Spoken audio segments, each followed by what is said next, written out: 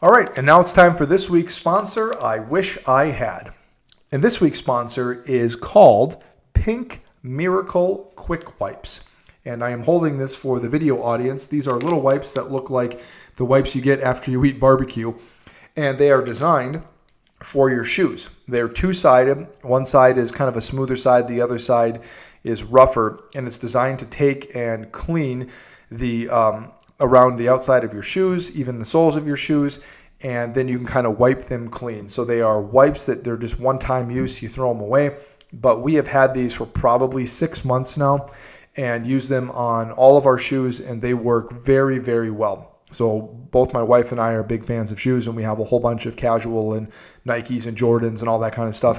And taking care of those, keeping them clean, especially if they're white or anything like that. So that is a really fun product. I think you can buy them on Amazon. My wife got this bag. But if you are looking for a quick shoe cleaner, a quick way to keep your kicks clean and fresh, then that is what I would recommend. They are called the Pink Miracle Quick Wipes. And I'll put the link in the audio and the video description. Not an affiliate link, just a link to help you find where to get it. To keep with the basketball theme, this week's Just the Tip segment is not a cooking tip. It is how to tell if your basketball at home or your kid's basketball has enough air in it. This was a trick that I learned long ago when I was a kid and used to have to blow the basketball up with air all the time because it was always cold where I lived and we were always leaving the ball out overnight, which you shouldn't do. So the easiest way to do it is once you get it to an inflated level that you think is correct, you want to just stand regular, stand normal. You want to gently toss the ball up so the ball gets in the air about even with your head, and then let it bounce and bounce back up. And if it has enough air, it should bounce back up to you above your waist and below your neck. So somewhere around upper stomach, lower nipple area, depending on how saggy your nipples are. That is where you want the ball to go. So do that a couple of times. Just gently toss it up so it's about as high as your head. Let it drop to the ground and bounce back up. Should be upper stomach, lower nipple area. And if you do that, then you are in business. If it's too springy, then you probably need to let some air out. If it's not springy enough, then you need to add some more air. That works for indoor basketballs, indoor, outdoor, whatever.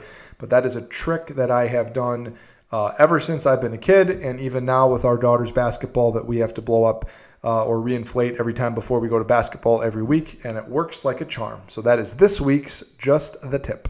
All right, for this week's Whisper In, it is an Instagram account I follow as we keep along with the basketball theme. And this account is an abbreviated handle, but it's called Sneaker Tech Talk. And it's spelled SNKR Tech Talk. And the guy's name is Steve. And he talks and reviews of a whole bunch of different kinds of shoes. Old shoes, new shoes, LeBron shoes, John Morant's, Jordans, Kobe's, all sorts of shoes. Gives really in-depth reviews. Shows playing in them, jumping in them, talks about pros and cons, top 10 lists, all sorts of stuff. So if you like basketball shoes or shoes in general, this is a really awesome account to follow. He also leans into the Michael Jordan stuff, which I like because I'm a huge MJ fan.